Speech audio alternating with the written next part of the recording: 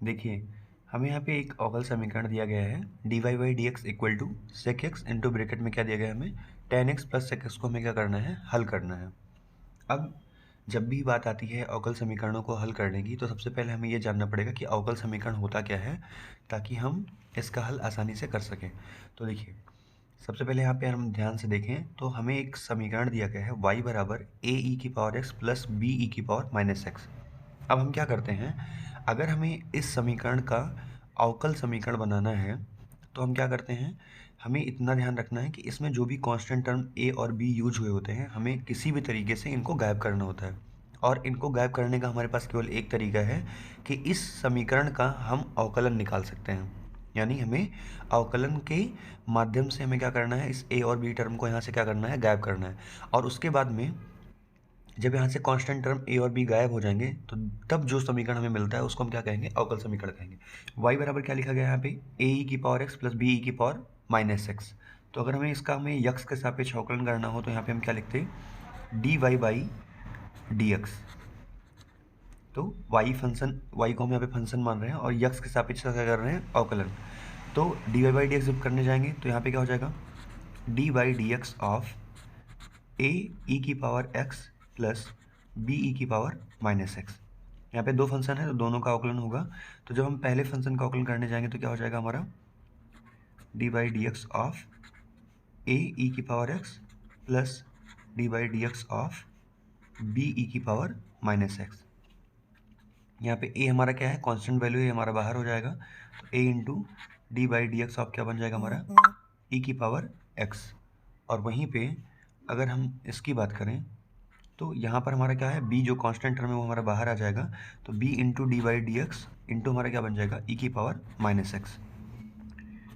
Next step में हम अगर देखते हैं तो a इंटू क्या हो जाएगा हमारा, अब हम जब यक्स के सापेक्ष में e की पावर x का अवकलन करेंगे तो हमारा कितना आ जाएगा, e की पावर x आने वाला है।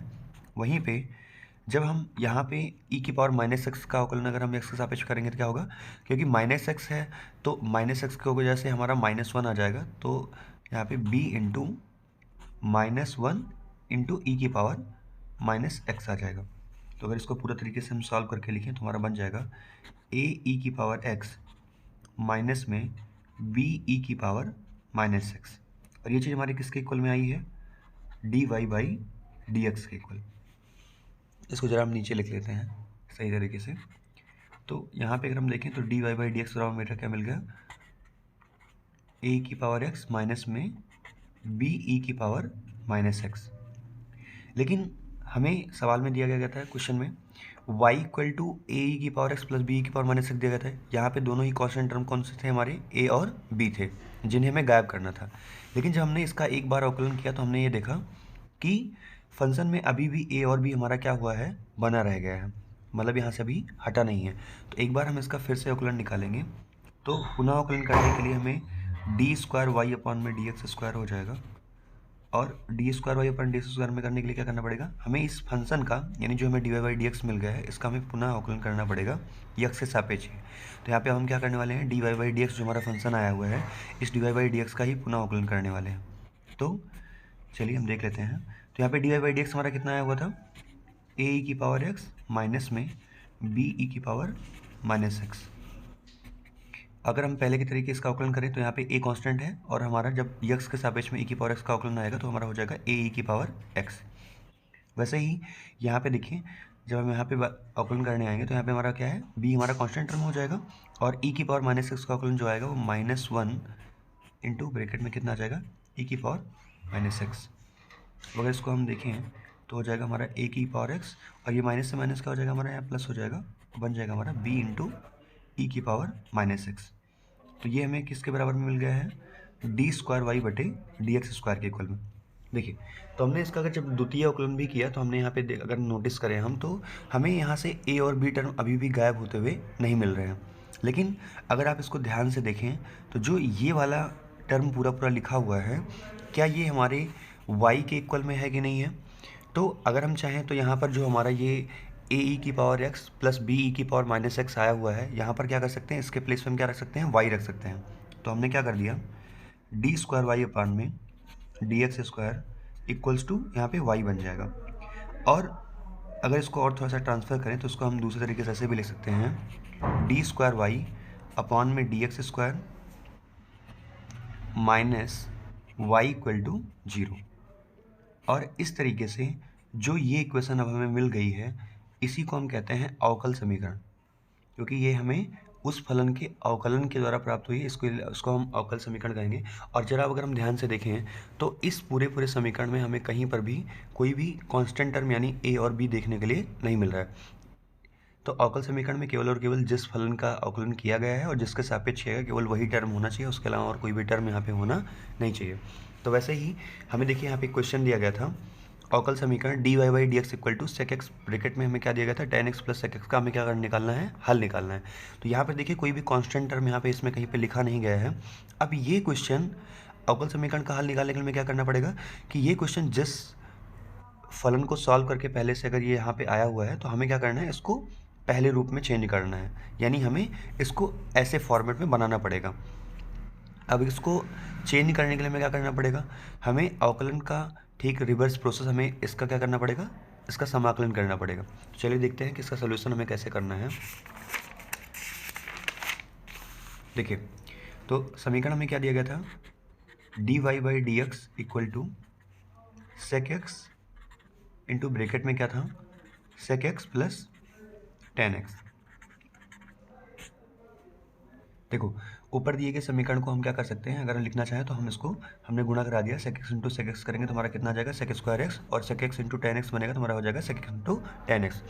अब अगर हमें इसका सॉल्व करना है तो हमें क्या करना पड़ेगा, इसका दोनों पक्षों का हमें यक्स के सापेक्ष इसका हम समाकलन करेंगे। तो यक्स के सापेक्ष दोनों पक्षों का, यक्स के सापेक्ष दोनों पक्षों का हम समाकलन कर लेंगे।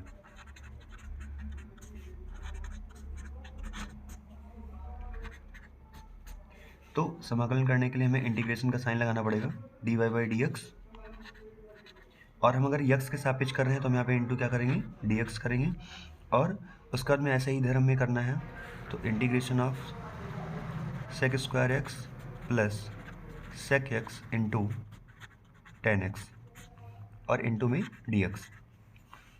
तो यहाँ पे दो फंक्शन है, इसको हम अलग अलग करके लिख लेते हैं। तो हमारा ये बन जाएगा sec square x into d x बन जाएगा, और वैसे ही इसको अगर हम देखें तो हमारा बन जाएगा ये sec x into tan x into d x. और अगर इसको देखें तो यहाँ से डी एक्स कट जाएगा तो हमारा कितना हो जाएगा, हमारा डी वाई आ जाएगा। और जब हम डी वाई का समाकलन करते हैं तो डी वाई इक्वल टू आ जाएगा हमारा वाई। वैसे ही अगर हम सेक स्क्वायर एक्स के समाकलन की बात करें तो सेक स्क्वायर का समाकलन क्या होता है, टेन एक्स हो जाता है। और जब हम बात करते हैं sec x into tan x के समाकलन की तो हमारा सेक एक्स आ जाता है। और यहाँ पर एक कांस्टेंट टर्म देख लेंगे, हम सी ऐड कर देंगे। और जब ये जो चीज़ हमें मिली हुई है यही हमारे इस अवकल समीकरण का हल कहलाती है। ठीक है, बस हमारा यही आंसर है। तो यहाँ हमने अब क्या किया है, इस क्वेश्चन का हमें सोल्यूशन मिल गया है। चलिए ऐसे ही हम कुछ और भी क्वेश्चन सॉल्व कर लेते हैं, जिससे हमें कुछ एक आइडिया हो जाएगा कि हमें अवकल समीकरण को कैसे सॉल्व करना है। देखिए यहाँ पे हमारा अगला क्वेश्चन क्या दिया गया है, अवकल समीकरण d y by d x बराबर minus under root one minus y square upon में under root one minus square को हल करना है। चलिए इसका सोल्यूशन करने के लिए हम क्या करेंगे, सबसे पहले यहाँ पे हम सोल्यूशन डाल लेते हैं। देखिए अब अगर हम यहाँ पे ध्यान से नोटिस करें तो यहाँ पर अब की बार में इस फंक्शन में यहाँ पर वाई टर्म भी है और यक्स वाला टर्म भी है। तो हमें क्या करना है कि हम वाई वाले टर्म को एक तरफ करके रखेंगे और यक्स वाले टर्म को एक तरफ रख के तब हम उसका इंटीग्रेशन करने वाले हैं। चलिए इसको हम करते हैं। तो यहाँ पे देखिए हमें क्या दिया गया था, d y by d x equal to minus में under root one minus y square upon में under root one minus x square. अब हम क्या करेंगे, डी एक्स को हम इस पक्ष में भेज देंगे और जो हमारा under root one minus y square है इसको हम इधर लेके आएंगे। तो जब हम यहाँ पे इसको ट्रांसफ़र करेंगे तो ये बन जाएगा हमारा डी वाई बटे, देखिए ये चीज़ यहाँ पे मल्टीप्लाई में है तो यहाँ पे आ जाएगा किस में हो जाएगा, डिवाइड में। तो यहाँ पे बन जाएगा ये चीज़ वन अपॉन में under root one minus y square.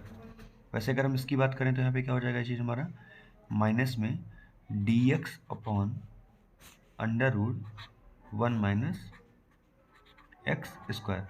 अब हमें क्या करना है, दोनों पक्षों का हम क्या कर लेंगे, समाकलन करेंगे। तो जब हम दोनों पक्षों का समाकलन करेंगे तो हमें इंटीग्रेशन का साइन यूज करना है। डी वाई अपॉन में under root 1 minus y square और इक्वल्स माइनस यहाँ पे करेंगे हम, इसका भी समाकलन करेंगे डी एक्स अपॉन में under root 1 minus x square. देखिए यहाँ पर y में फंक्शन दिया गया है और हमें इसका y के सापेक्ष हमें इसका इंटीग्रेशन करना है। वैसे ही यहाँ पे देखिए x में दिया गया है फलन, तो हमें x के सापेक्ष में करना है। तो 1 upon under root 1 minus y square की अगर हम बात करें तो इसका जो समाकलन हो जाता है वो साइन इनवर्स फंक्शन आता है। तो y में दिया गया था इसलिए यहाँ पे क्या आ जाएगा हमारा फंक्शन साइन इनवर्स y। वैसे ही यहाँ पे x में दिया गया है तो 1 upon under root 1 minus x square का जो समाकलन आएगा वो साइन इनवर्स यक्स आ जाएगा, लेकिन माइनस यहाँ पे पहले से था तो यहाँ पे क्या आ जाएगा माइनस, और हमारा क्या हो जाएगा प्लस में एक कांस्टेंट हम c जोड़ेंगे, और ये साइन इनवर्स x जब हम इधर ट्रांसफर करेंगे तो हमारा क्या हो जाएगा sine inverse y plus sine inverse x equals to c। और हमारे इस अवकल समीकरण का यही हमारा क्या हो जाएगा हल हो जाएगा, यानी हमारा आंसर यही है। ठीक है, चलिए और हम नेक्स्ट क्वेश्चन उठाते हैं। तो ऐसे ही हमें नेक्स्ट क्वेश्चन दिया गया है अवकल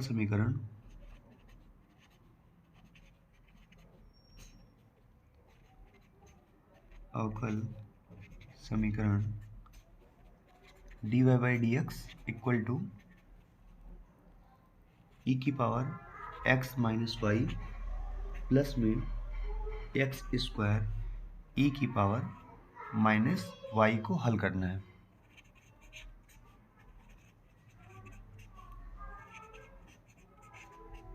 चलिए देखते हैं इसको कैसे सॉल्व करेंगे।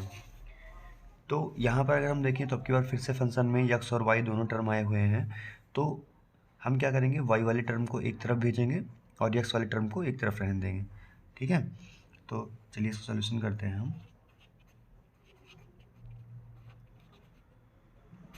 पहले इसको थोड़ा सा सरल कर लेते हैं। D y by d x equals to, अगर इसको हम लिखना चाहें तो हम इसको ऐसे भी लिख सकते हैं ई की पावर x इंटू ई की पावर माइनस वाई। देखिए अगर हमारा बेस सेम रहेगा तो जो पावर्स हैं उसकी क्या हो जाएंगी घट जाएंगी, तो x माइनस वाई, यानी अगर इसको हम सॉल्व करेंगे तो हम यही चीज़ हमारे आने वाला है ई की पावर x माइनस वाई। वैसे अगर हम यहाँ पे देखें तो एक्स स्क्वायर इंटू ई की पावर माइनस वाई ये लिखा हुआ था। क्या अब हमारी दोनों ही टर्म में ई की पावर माइनस वाई हमारा यहाँ पे क्या हो जाएगा कॉमन हो जाएगा। तो यहाँ से हम क्या करेंगे ई की पावर माइनस वाई को क्या कर लेंगे कॉमन कर लेंगे, तो यहाँ पे हमारा बचेगा कितना ई की पावर एक्स प्लस में एक्स स्क्वायर, और यहाँ पर हमारा इधर हमारा d y by d x बचा हुआ है। अब हमें क्या करना है, जो ये ई की पावर माइनस वाई है इसको हमें लेफ्ट साइड में भेज देना है, और बाकी डी वाई डी एक्स को हमें क्या कर देना है डी एक्स को हमें इधर ट्रांसफ़र कर देना है। तो जब हम इधर भेजेंगे ई की पावर माइनस वाई को तो हमारा ये बन जाएगा डी वाई अपॉन में ई की पावर माइनस वाई, और डी एक्स हमारा उधर जाएगा तो क्या हो जाएगा ई की power x plus x square into में डी एक्स। अब हमें क्या करना है दोनों ही पक्षों का फिर से क्या कर लेना है समाकलन कर लेना है। चलिए हम करते हैं। देखिए तो हमारा क्या आया हुआ था डी वाई अपॉन में ई की power minus y equals to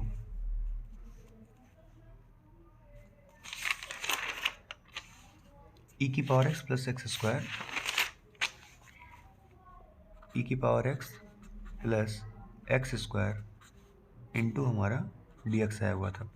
तो दोनों पक्षों का हम समाकलन करेंगे, यहाँ पे लिख देंगे हम दोनों पक्षों का समाकलन करने पर। अब यहाँ पे हमें क्या करना है, देखिए ये जो हमारा ई की पावर माइनस वाई है कहाँ जाएगा ऊपर चला जाएगा। तो जब ई की पावर माइनस वाई ऊपर जाएगा तो जैसे ही पावर ऊपर ट्रांसफर होती है तो अगर माइनस में है तो किस में हो जाएगा प्लस में हो जाएगा। तो ई की power y into d y, और हमें इसका क्या कर देना है इंटीग्रेशन करना है, और ऐसे इधर हम करेंगे तो क्या हो जाएगा हमारा इंटीग्रेशन ऑफ ई की power x plus x square into d x हमारा हो जाएगा। देखिए यहाँ पे दो फंक्शन है, दोनों ही फंक्शन का हमें अलग अलग करना पड़ेगा। तो हम ई की power x into d x लिखेंगे, और प्लस में हमारा जो एक्स स्क्वायर है इसका भी हमें डी एक्स के सापेक्ष में इंटीग्रेशन करना है। और यहाँ पे हमारा फंक्शन क्या है, ई की पावर वाई का डी वाई के सापेक्ष में। ठीक है, जब हम ई की पावर वाई का अगर हम डी वाई के सापेक्ष में करेंगे तो हमारा कितना आ जाएगा, ई की पावर वाई। और वैसे ही यहाँ पर जब हम ई की पावर एक्स का करेंगे एक्स सापेक्ष में तो ई की पावर एक्स आ जाएगा। और एक्स स्क्वायर का, अब यहाँ पे हमारा क्या है, एक्स स्क्वायर है, जो कि हमारा फंक्शन किसके टाइप का है, एक्स की पावर एन के टाइप का है। तो अगर हम एक्स की पावर एन टाइप का फंक्शन का जब हम समाकलन करते हैं तो वो हो जाता है एन प्लस वन अपॉन में एन प्लस वन। तो यानी जितनी पावर रहती है उसमें एक ऐड करके नीचे भी हमें वन ऐड करना होता है। तो पावर यहाँ पे कितनी है, टू में अगर हम वन ऐड करेंगे कितना हो जाएगा हमारा, 3 हो जाएगा। और नीचे भी उतना ही 3 आएगा। और प्लस में हमें एक कांस्टेंट वैल्यू टर्म सी जोड़ देना है। ठीक है, अब हमारा जो यही समीकरण आ जाएगा, यही हमारा समीकरण क्या है, उस अवकल समीकरण का हल है। और हमारा ये क्या हो जाएगा, आंसर हो जाएगा। चलिए यहाँ पे और हम कुछ क्वेश्चन कर लेते हैं। तो यहाँ पे हमें एक क्वेश्चन दिया गया है, d y by d x plus दिया गया है 2xy इक्वल्स टू ई की पावर माइनस एक्स स्क्वायर। तो यहाँ पर अगर अभी हम इस अवकल समीकरण को देखें तो यहाँ पर ये इक्वेशन हमें बिल्कुल नॉर्मल दिख रहा है, नॉर्मल तरीके से सॉल्व नहीं होने वाला है, क्योंकि ये अवकल समीकरण के रैखिक अवकल समीकरण टाइप का इक्वेशन है। और इस टाइप के इक्वेशन को हमें सॉल्व करने के लिए यहाँ पे कुछ जो अवकल समीकरण के कुछ विशेष रूल होते हैं उन्हें हमें फॉलो करना पड़ेगा। तो सबसे पहले इसको देखते हैं। तो ये हमारे रैखिक समीकरण टाइप में d y by d x plus p into y equals to q, ये इस फॉर्मेट का क्वेश्चन है। और इस टाइप के सवालों को हल करने के लिए हमें क्या करना पड़ता है, सबसे पहले यहाँ पर हमें इंटीग्रेशन फैक्टर निकालना पड़ता है, जो कि इंटीग्रेशन फैक्टर निकलता है ई की power P into d x. और जब हमें इंटीग्रेशन फैक्टर मिल जाता है तो हम क्या करते हैं, अब इसका व्यापक हल निकालने के लिए हमें क्या करना पड़ेगा, हमें एक फार्मूला पता होता है, y into integration factor equals to integration of q into integration factor और इंटू में हमें dx और प्लस में c। ये हमारा एक फार्मूला है और इस फार्मूले पे हम इसको रख करके हम इसकी वैल्यू निकाल सकते हैं। चलिए देखिए, हमें यहाँ पे क्वेश्चन क्या दिया गया था, d y by d x plus 2xy equals to e की पावर माइनस एक्स स्क्वायर। तो सबसे पहले हम क्या करेंगे, यहाँ पे इसकी तुलना हम क्या करेंगे, जो हमारा ये जो फॉर्मेट दिया गया था इससे हम इसकी पहले तुलना करेंगे। चलिए इसको पहले नेक्स्ट पेज में लिख लेते हैं। तो हमें दिया गया था d y by d x plus 2xy equals to e की पावर माइनस में एक्स स्क्वायर।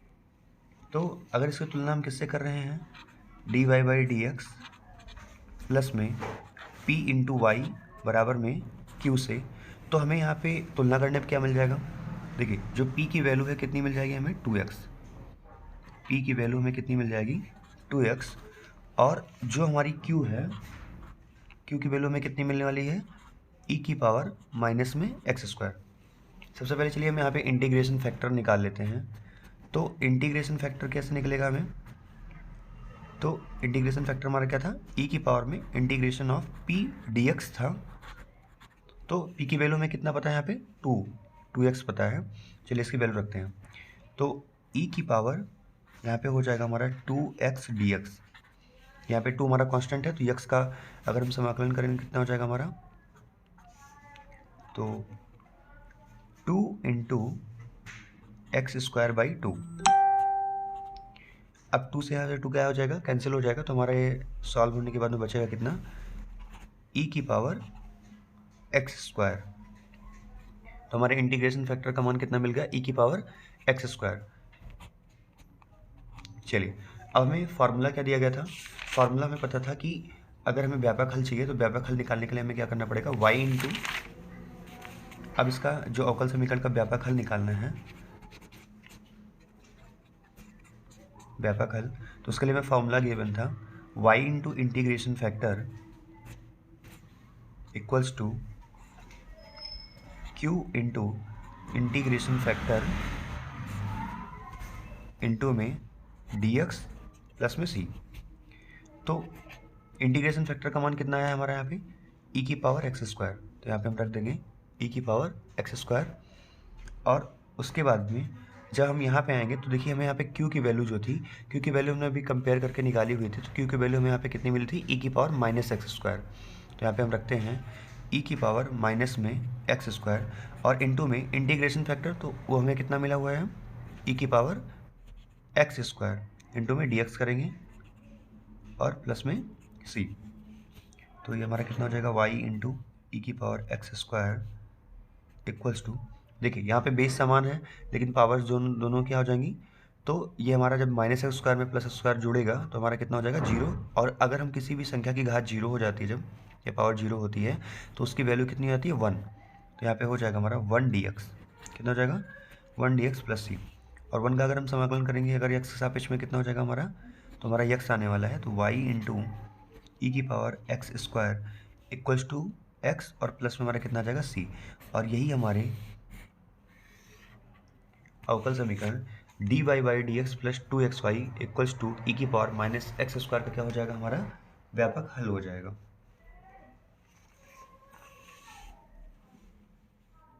तो हमारा ये आंसर है हमारा।